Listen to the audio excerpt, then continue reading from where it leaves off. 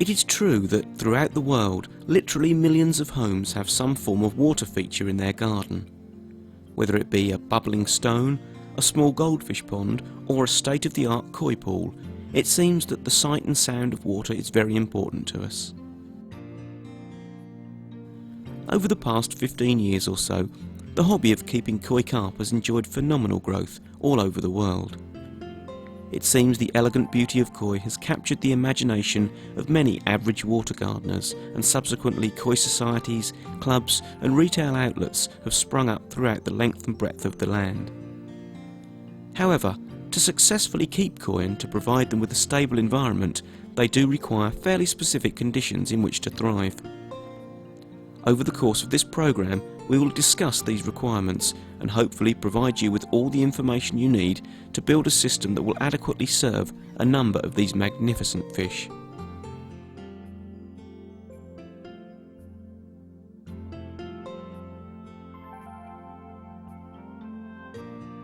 Many people will wish to upgrade an existing garden pond into a koi pool, whilst others may well have never before kept any kind of ornamental fish. Koi keeping can be, for many, almost an obsession, and the very best, even in Europe, have cost literally thousands of pounds to purchase. All hobbyists begin by initially refusing to pay over a certain price for a fish, but, as is the way in all pastimes, the more one learns and appreciates, the better one desires for themselves. One of the most rewarding aspects of koi is their potential growth rate. A small koi of around 20 centimetres can double in size in a relatively short space of time given the correct environment, and from there has the potential to reach up to nearly 1 metre. It must be stated in the early part of this programme, however, that a system that will effectively house koi cannot be built over a weekend, nor will it cost just a few pounds. A proper system will require regular maintenance and upkeep. It cannot simply be left to fend for itself. The results of such a system, however, as every existing koi keeper will tell you, are more than worth all the effort when you walk towards your pond and are greeted by some of the most beautiful creatures in the whole of the aquatic world.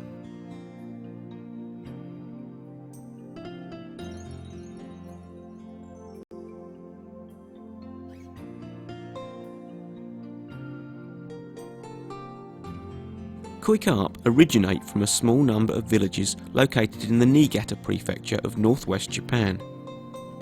In fact, they were developed largely by accident when, in the mid-19th century, the rice farmers of the mountain communities began to notice mutations of colour in the wild carp they bred for food in the wintertime.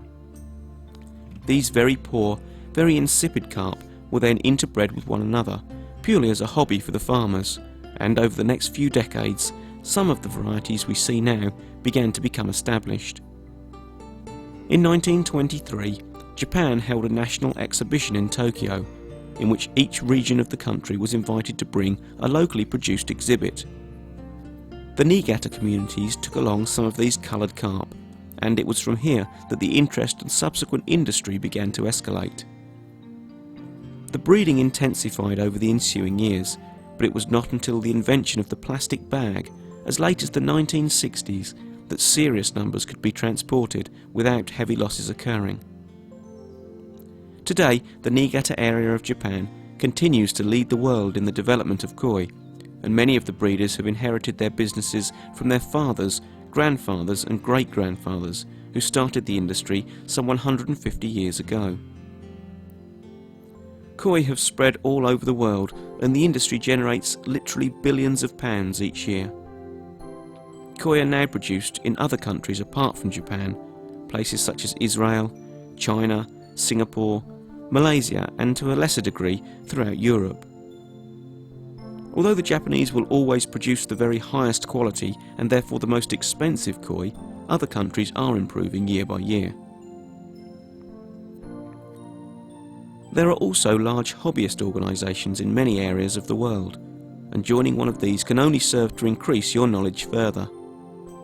Many of the shows that are held annually are organised by such societies, and attending a show can help you meet and learn from like-minded people who are more than happy to share their knowledge.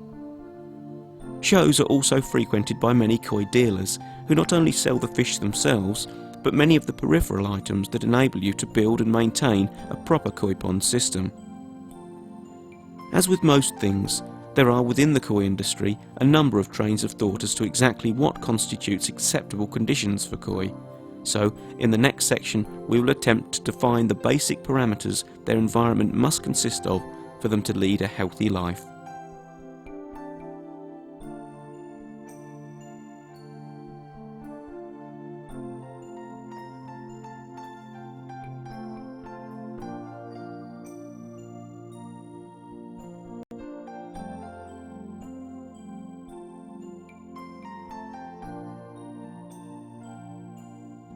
Koi have the potential to grow to a very large size indeed.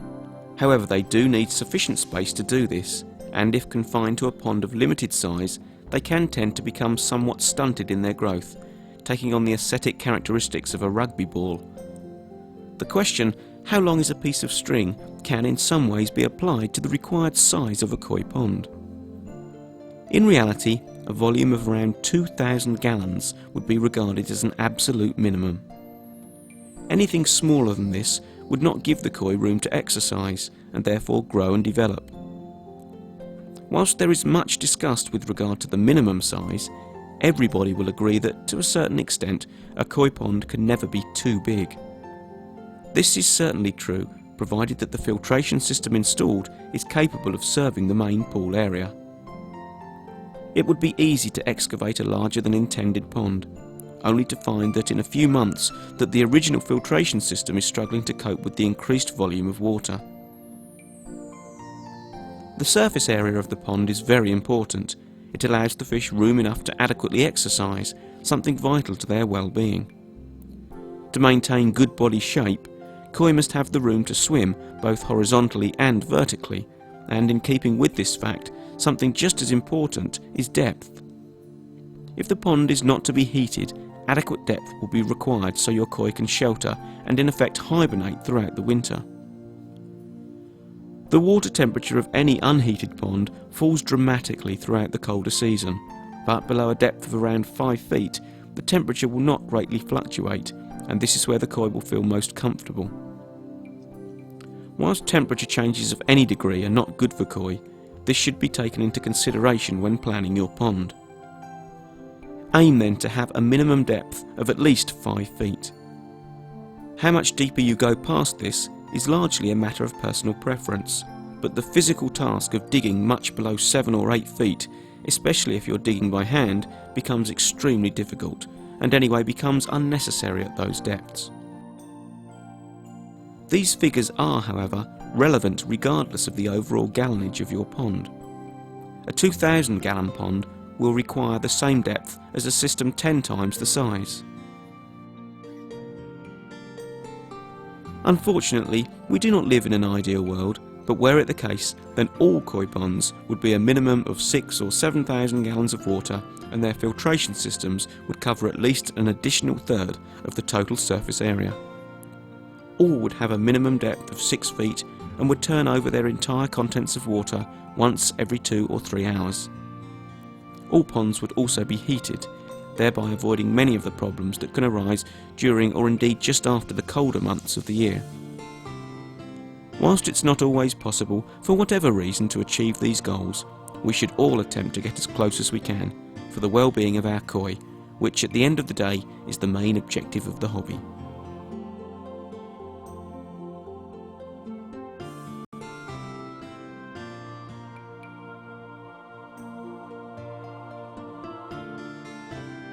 A pond of koi feeding actively at the surface is undoubtedly a fascinating spectacle to watch, but even a relatively small number of fish will consume a large amount of food if it is continually offered.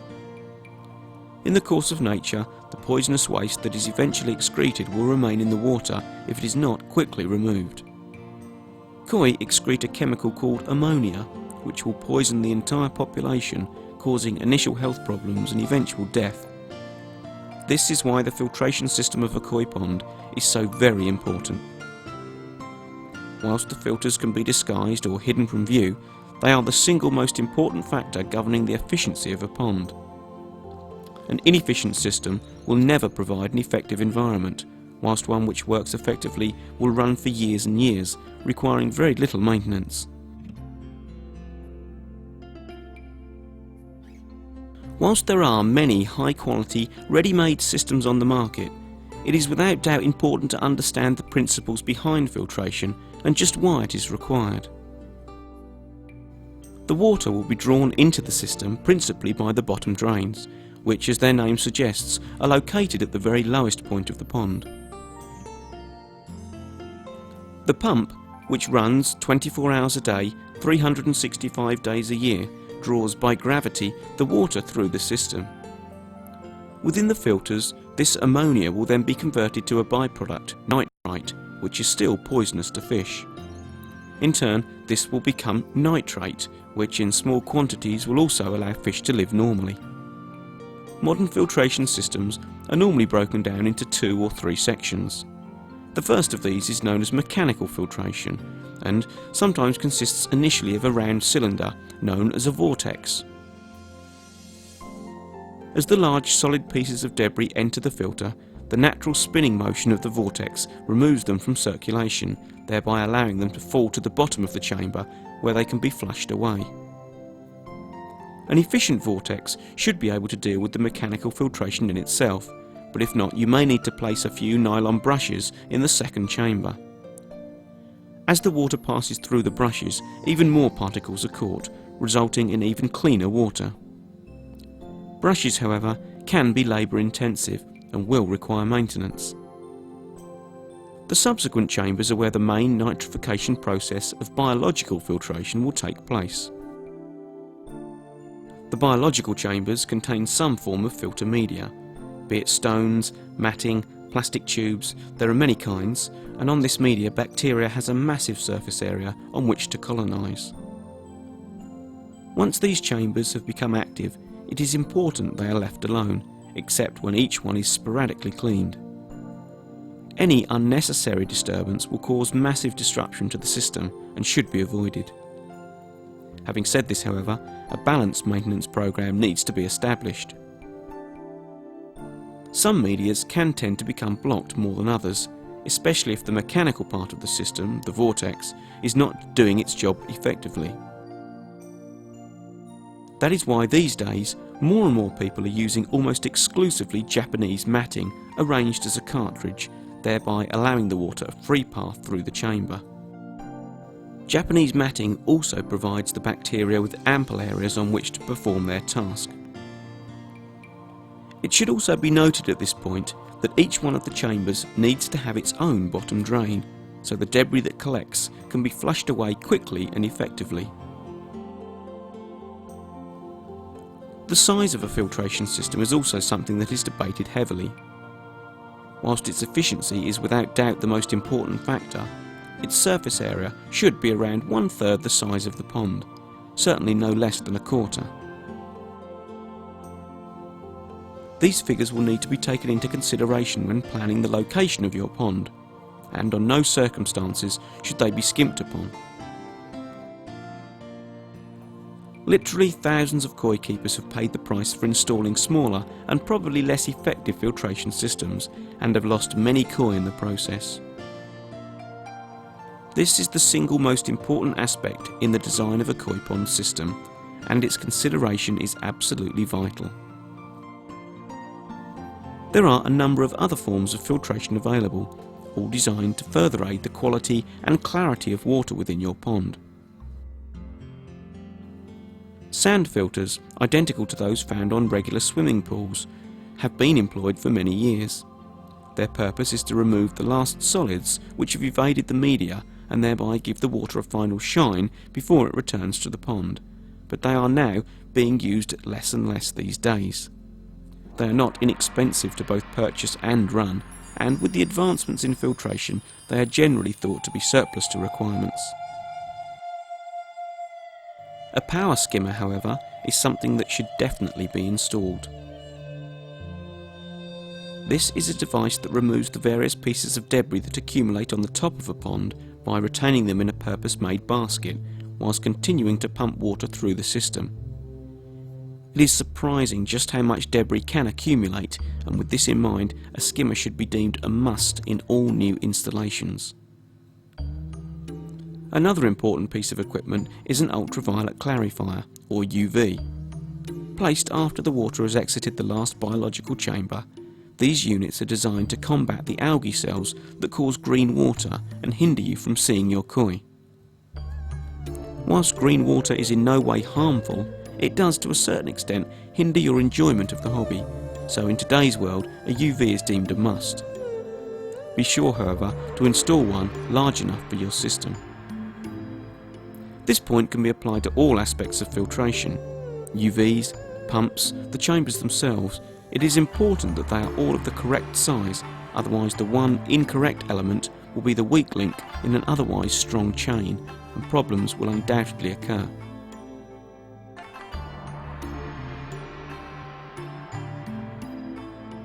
The last piece of filtration equipment we will mention here is probably the most important. Let's face it, all ponds would be lost without one, and that is the pump. There are a number of different kinds of pump on the market, and it's up to you to decide which one will be best for you. Once again, as with the majority of koi keeping equipment, do make sure that the pump or pumps you purchase are of the correct size and are capable of turning over the entire pond gallonage once every 2 hours. This is another consideration when initially deciding on the size of your pond. You must realise that the larger it is, the larger the pump will need to be, therefore being more costly both to purchase and to run. Some hobbyists use small central heating circulators, and whilst these are capable of operating relatively small systems, you must remember that the makers offer no guarantee when used in a koi pond. Other options include submersible pumps, which need to be placed in the final filtration chamber, swimming pool pumps, which are capable of turning over large volumes of water, and nowadays dedicated koi pond pumps, which are designed specifically for this purpose. The pump you choose is, at the end of the day, your decision, but be sure to investigate further before you make your final choice, and it may well be sensible to refrain from buying your pump until you know the exact gallonage your system will be. Although the filtration system that will serve your pond is the most expensive part of the entire project, it's definitely the most important, and skimping on it will undoubtedly result in problems for you and, more importantly, for your koi once it is operational. Build a koi pond once, but build it correctly. That will ultimately be your easiest and cheapest option.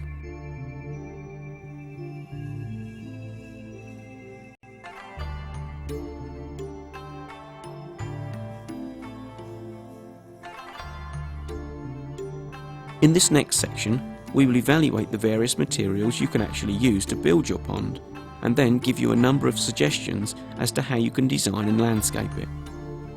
In reality, you have 3 options with which to build your pond, and there are pros and cons with each. The first is a pre-cast pond. These are rarely used in koi ponds due to the fact that you are fairly restricted in the sizes, shapes and depths that they offer.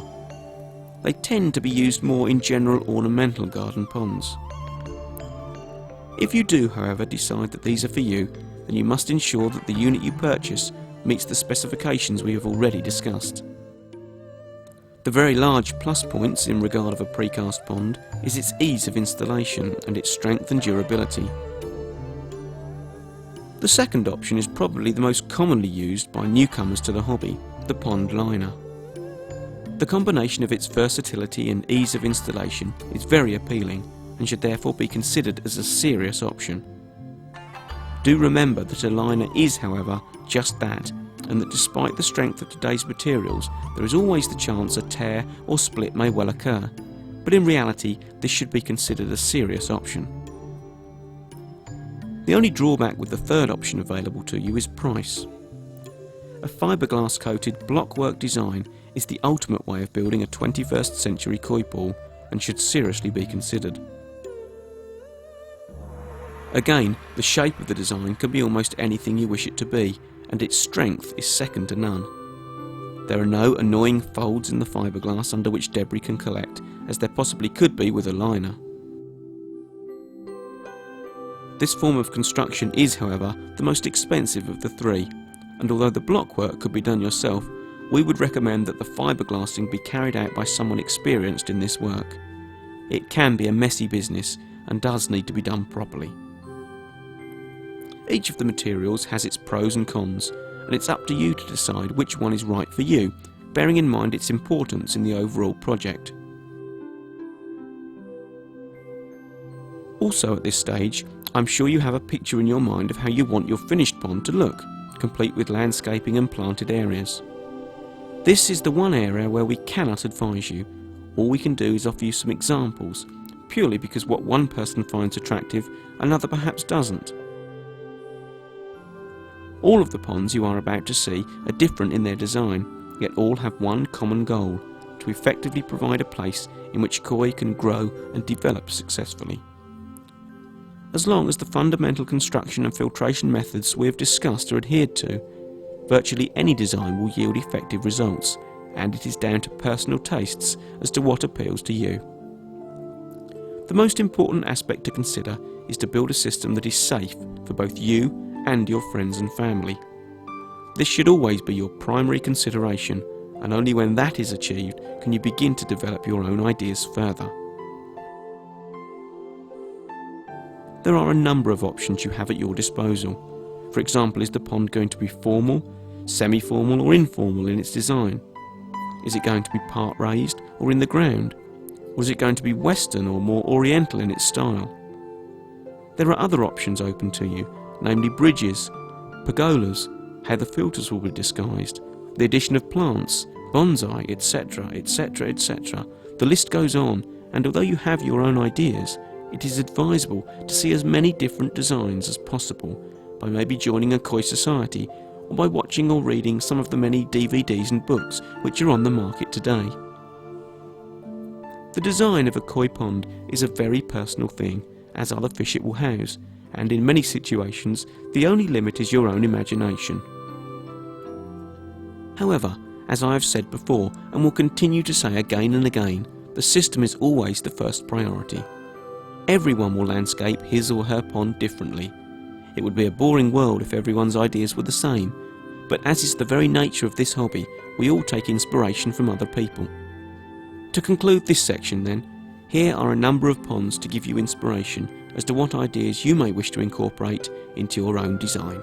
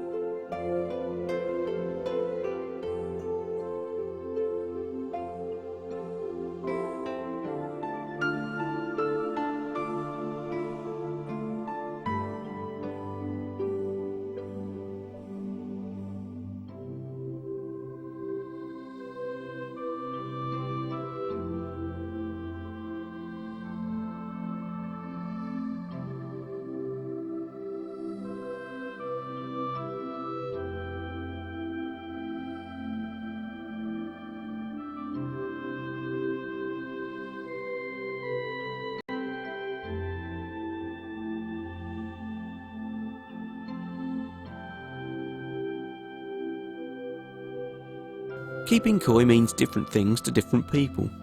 For many people, a pond full of colourful fish they can come home to and unwind with is enough, whilst for others, the pursuit of better quality stocks is the drive that spurs them on. Koi shows are now commonplace all over the world, and they are a great place to, in the first instance, see some top quality exhibits, and in the second to learn more about the appreciation of koi, why one is judged to be of a higher quality than another. A show is also a good day out, where people come together and discuss many aspects of the hobby. Also, at many Western shows, dealers are present, and here visitors can purchase many of the peripheral items one needs for a pond project, together with the koi themselves. For this reason alone, koi shows have increased in popularity over the years, and the national show of the British Koi Keeper Society, held annually, attracts thousands of visitors alone. The society is made up of sections located all over the country, and the majority of these also hold a show locally, together with the national event. It is, however, important not to lose sight of the fact that a show is primarily about the koi themselves. The entries are classified into a number of groups, depending on size and variety, and are then judged accordingly. Obviously, a large koi of over 70 centimetres cannot be judged on the same level as one measuring only a tenth of that. There are many facets to the judging criteria, far too many to go into here, but in very simplified terms, the judges are primarily looking for good body shape, skin quality and pattern, and a koi that displays all of these will stand a greater chance of being successful. There are a number of different awards given at a show. Best in size, variety, etc., but only one Grand Champion award, and this is given to the fish the judges feel is the best in the whole show. In most shows, this fish will be of outstanding quality and worth a great deal of money, and were shows not in existence, then most of us would not get to see fish like this in the flesh, and this is another area in which they have a positive place to play in the industry. Over the last few years, there has been a lot of discussion as to which style of show is the best, Western or Japanese.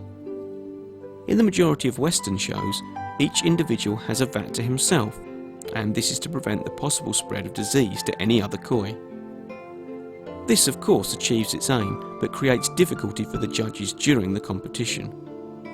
It is very difficult for them to evaluate the attributes of a particular fish and then to try and compare them to those of a fish in a vat 50 metres away.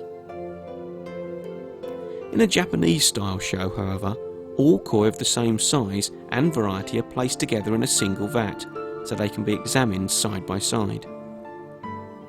In this way they are far easier to compare, and it is far more interesting for the public, as each vat is in effect a small competition in itself. The debate will, I'm sure, rage on for a long time yet.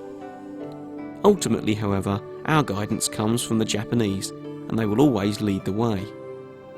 They have the largest koi show in the world, the All Japan, held annually in Tokyo.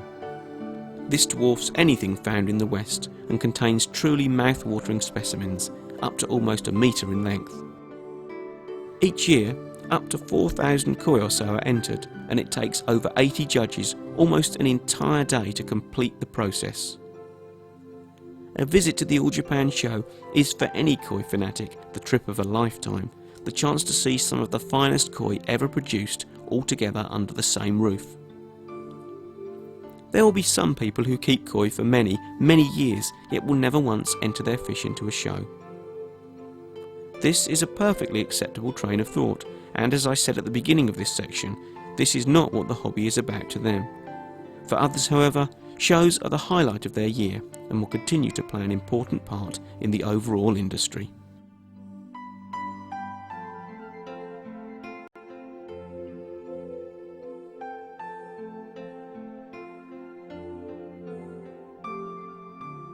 Let's assume at this point that your pond is up and running and you've added the first stocks of koi. Your filtration system will now slowly begin to operate as the fish begin to produce ammonia, and the nitrification process we discussed earlier will begin. However, as the filters are still new, the process will not work totally effectively for some time, and it is therefore vital that you monitor the water quality in your pond. At this stage, this action is vital, as excess ammonia will quickly poison your fish. The test kits that are available are easy to use and simply require the addition of the required chemicals to a measured amount of pond water. Large water changes should be made in the early stages if any ammonia readings are detected. There are, however, various products on the market which add live bacteria to the filters in order to speed up the maturing filters, and these should be considered. Once the pond is up and running and the filters have begun to mature, you should continue to test the water for ammonia, nitrite, pH and also dissolved oxygen, another important test to consider. These checks should be made on a regular basis, so if any problems are found, they can be dealt with quickly and effectively. There are a few other various pieces of maintenance that you will have to do, for example the pulling of the filter chamber bottom drains. This should be done regularly, almost daily during the summer months, so any debris in the system can be removed as quickly as possible. If you have installed a surface skimmer with its own basket, this will also have to be emptied regularly. The temperature of your pond water is vital to the well-being of your koi, and you may well want to consider heating your system. This will allow you to feed them all year round if you so desire, and will permit exact control of the parameters within your pond.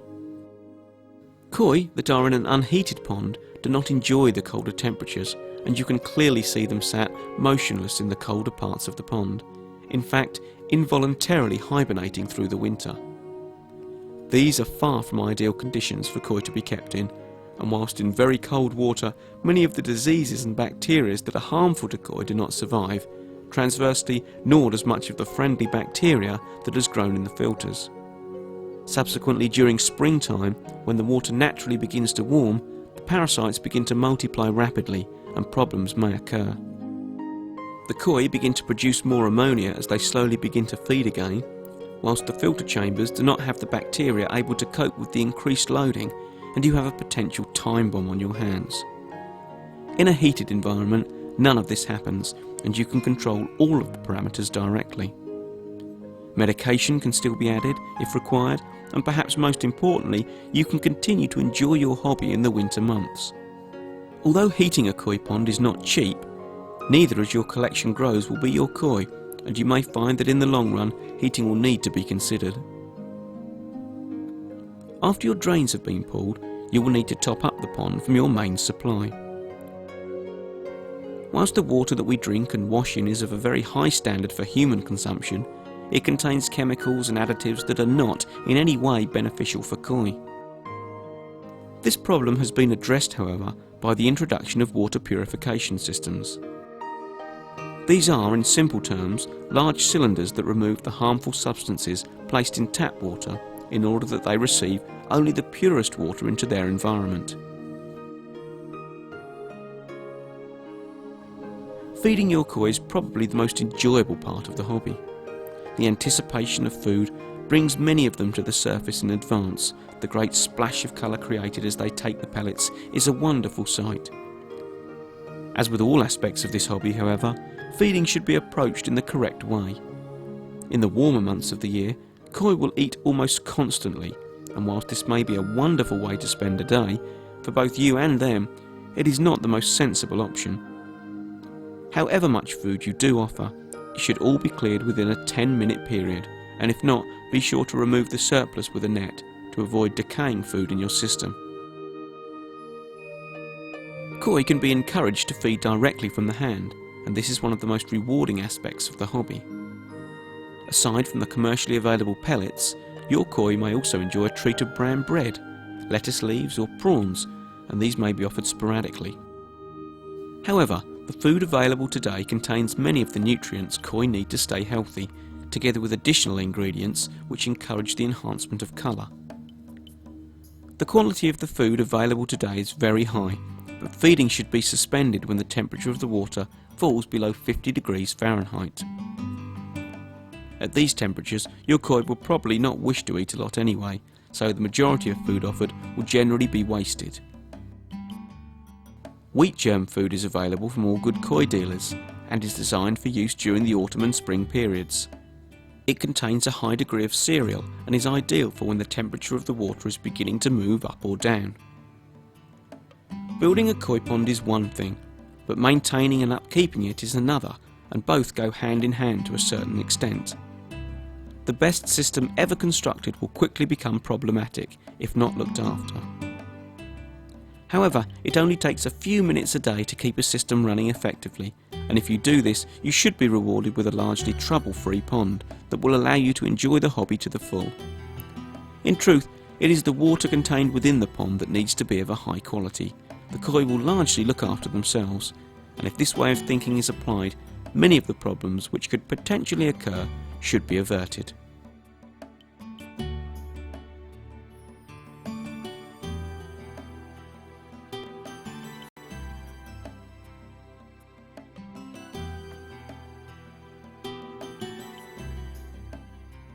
There's no doubt about it, koi are big business, and in today's commercial world there is a myriad of different pieces of equipment available, all designed to make the hobby easier. This is obviously a good thing, but in the same way one needs to be careful to purchase the equipment that will do the job it claims. Bear in mind that in many cases a piece of equipment designed to serve a 3,000 gallon pond will do so adequately, but will not work in a pond 3 times that size. In this section of the programme we're going to attempt to outline the basic pieces of equipment you will need if you're wishing to embark on this hobby. In this way you may be able to calculate a rough cost for the project, bearing in mind that many costs will vary depending upon the size of your proposed pond. The list doesn't include sundry items such as sand, cement, blocks, skip hire, etc. It only deals with directly koi related equipment. So here we go.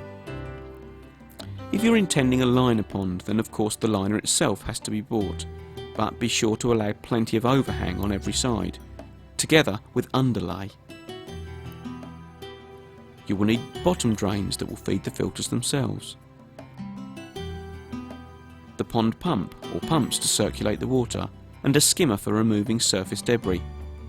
Remember, however, that you may well need a separate pump for this item alone. The filter chambers, the media to fit inside them. This is often an expense people forget to budget for. An ultraviolet clarifier. All the associated pipework with the design. Slide valves or ball valves which will need to be attached to the bottom drains of the filters. An air pump or pumps to provide sufficient oxygen to the system. This, as we've said, can be monitored through the use of a test kit. A thermometer to measure the temperature of the water. A purifier for removing the additives placed in the main supply.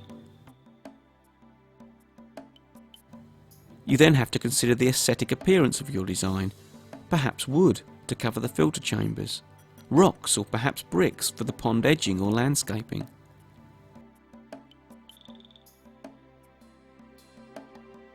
If a heating system is intended to be present, this will need to be considered, together with the cost of a professional installer. This expense also applies to the electricity that will power your system. Only a fool would attempt this without first contacting a professional electrician. Water and electricity do not mix at all, and wherever power is required outside, the only sensible option is to employ a qualified individual. A proper net is also a valuable acquisition, as are the required test kits to monitor water quality. These are pretty much the basic pieces of equipment you will need to get a system installed. There will be a number of brands to choose from in most of the items we have mentioned, and with some sensible shopping, these items shouldn't cost a fortune, especially when you take into account the years of enjoyment your koi will give you. As we stressed earlier, trying to save money by buying equipment not up to the job intended is not a good idea. You will only end up causing yourself worry, heartache and ultimately extra expense by having to eventually replace it anyway. Unfortunately, a 3-foot square water tank cannot filter a 6,000 gallon koi pool, and if it could, we'd all be doing just that. Keeping koi is a wonderful hobby, one that will give you a fascination and enjoyment unlike many others. It is, however, so very important that you do it correctly at the outset, as this will contribute greatly to your overall enjoyment of the hobby.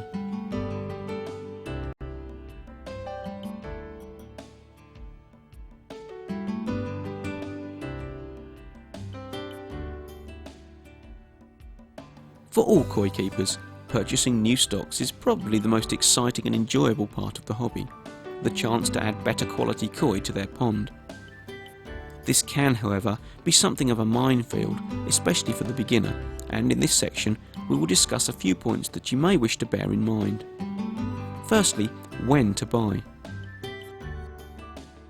If you consider the temperatures that the bulk of the Western countries have to contend with, it is sensible not to buy koi just before the winter period if your pond is unheated. All new purchases should be allowed at least a couple of months to settle in and adjust to their new environment. The majority of hobbyists begin to buy new stocks in late springtime or early summer, when the temperature of the pond has begun to stabilise after the cold period. This then allows them the maximum time to settle into their new environment. The next question is where to buy from. There are today a number of retail outlets that are dedicated to supplying quality koi, and this would be a good place to start. Many hobbyists tend to find one dealer with whom they are satisfied and will buy almost exclusively from. In this way they can be sure of the conditions the koi are kept in and can buy with confidence. When you walk into a dealer's, it's a good idea to take a look at the condition of the ponds the stocks are kept in. Water that is visibly dirty and full of debris is not a good sign, and the state of the koi contained within should also be noted. If they appear in any way unhappy in their environment, or if any sign of disease is present, then you may have to walk away. Koi should be strong and active, whatever size they are, and without any physical defects. If all seems generally okay, observe the koi you are interested in more closely. Check that all the fins are prominent and that all are moving well. Gill movements too should be both steady. Once you are happy that the koi you are interested in is visibly healthy, you will want to have a closer look at it, and the dealer will be pleased to bowl it for your inspection. Bear in mind that generally speaking a larger koi will tend to be hardier than a smaller one, and this may have some bearing on your choice, especially for the beginner. Now, I'm not suggesting that you go and purchase a 75cm koi, but maybe one of around 25cm rather than 12 or 15. Once the koi is in the bowl, you can make a final evaluation as to its health, as well as being able to view its quality at close quarters. It's at this point that the appreciation of koi comes into play, and you will have to decide whether or not the koi is worth the asking price. In my opinion, many dealers get very bad press from many areas of the industry with regard to the price of fish, but what people fail to understand is the many costs that have already been incurred. Firstly, getting the koi into the country and then onto their premises. Travel costs, VAT, the list goes on, and this is even before the initial buying price has been considered. A large koi does not necessarily mean a quality koi, yet transversely, a 30cm koi could be twice the price of a 75cm example. This will more than likely be due to the fact that the smaller koi is of a higher grade. At the end of the day, you have to buy a koi you like for a price you are prepared to pay. When you first start selecting stocks, you will have your initial price limit in mind, but as your knowledge and interest grows, be prepared to see that figure rise. As with all things in life, you pretty much tend to get what you pay for, and koi are no exceptions. Whilst evaluating the merits of koi is a complex subject in itself, and one we don't have the time to cover in depth here, you have to bear in mind that body shape, skin quality and pattern are the three most important points that a judge would look for.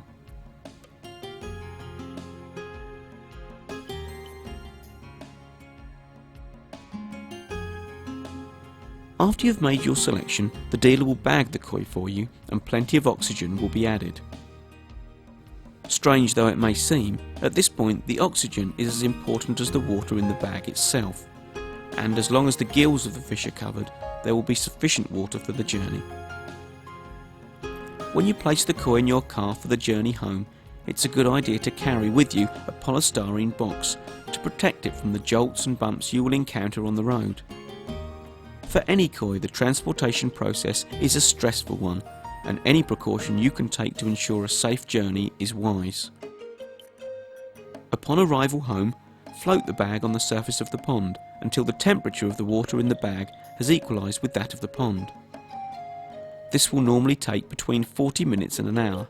Then you can release the koi into its new home, being careful to only introduce the fish itself with the minimum of the water in the bag. It's a good idea to watch the koi for a while to check that all is okay and that it's not attempting to jump from the pond. Many experienced hobbyists dip any new stocks into a salt bath or another chemical solution to rid the koi of any parasites that are present on the fish, and should you wish to do this, then your dealer will be able to advise you further. Over the next few days, the koi will begin to become accustomed to its new surroundings and will hopefully settle in. Purchasing new stocks is one of the most important aspects of the hobby. In short, you must be satisfied with the fish. You are the one who will have to live with it day after day, so don't be swayed by well-meaning individuals who will tell you that one particular koi will fare better than another in a show situation. Whilst this may well be the case, if the fish doesn't appeal personally to you, then avoid it. It is so much more important that you buy healthy stocks, as a diseased fish will place your other stocks at risk immediately, and before you know it, all sorts of problems will arise. The best advice we can give is to only buy stocks from a recognised koi dealer, whose fish appear happy and healthy. It is not in their interest to sell you a bad fish. They will be looking for your long-term custom, not only in the koi themselves, but in the associated items you may want to invest in.